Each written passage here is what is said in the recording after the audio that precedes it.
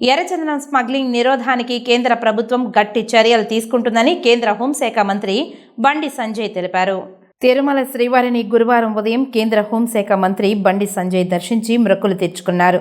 ఆయనను ఆలయం వద్ద అధికారులు స్వాగతం పలికి దర్శన ఏర్పాట్లను చేశారు. దర్శనానంతరం రంగనాయకుల మండపంలో వేద పండితులు వేద ఆశీర్వచనం పలకగా ఆలయ అధికారులు పట్టు వస్త్రంతో సత్కరించారు. ఆలయం వెలుపల ఆయన మీడియాతో మాట్లాడుతూ గత ప్రభుత్వ హయాంలో రాష్ట్రంలో నిరెచ్చగా దోపిడీ పాలన సాగిందని అన్నారు. తిరుమల శ్రీవారి కైంకర్యాలు, ఆలయ పరిపాలన అస్తవ్యస్తంగా జరిగిందని అన్నారు. శేషాచలం అటవీ ప్రాంతం నుండి యథేచ్ఛగా ఎర్రచందనం అక్రమ రవాణా జరిగిందని, ఈ ఘటనపై పూర్తి స్థాయిలో విచారణ జరుపుతున్నామని తెలిపారు.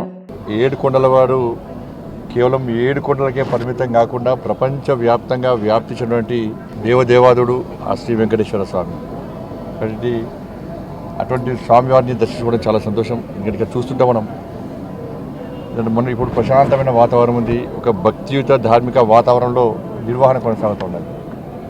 మనం మొన్నటి వరకు చూసినాం. మనం దేవుణ్ణి నమ్మని వాళ్ళు, ధర్మం గురించి ఆలోచించని వారు, పేరుకు నామాలు పెట్టి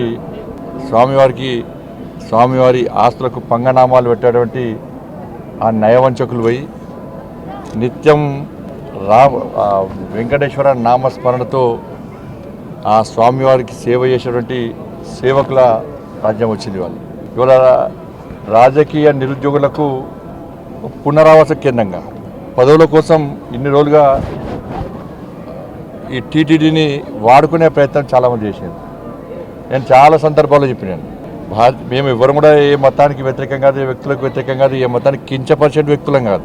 కానీ హిందూ ధర్మానికి వ్యతిరేకంగా హిందువుల ఆరాధ్య దైవంగా భావించినటువంటి ఈ పవిత్రమైన ప్రాంతాన్ని అపవిత్రం చేయడానికి, వారి ఆస్తిపాస్తులు పెంచుకోవడానికి, శ్రీవారి ఆస్తులను కొల్లదోయడానికి ఇతర మతస్థులకు అధికారం అప్పచెప్పడం వలన ఎలాంటి అనర్థాలు జరిగినో మనందరికీ తెలిసిందే.